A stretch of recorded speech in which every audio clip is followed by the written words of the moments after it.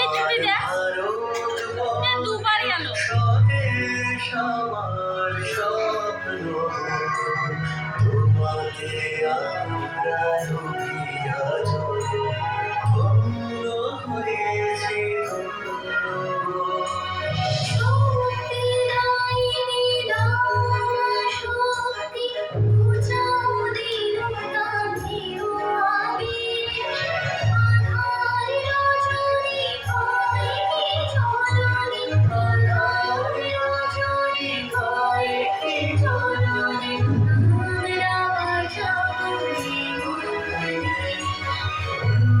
রবীন্দ্রনাথ বিবেকানন্দ বীর সুভাষের মহান দেশ, তাই তো ভাবনা করে গেছি সেই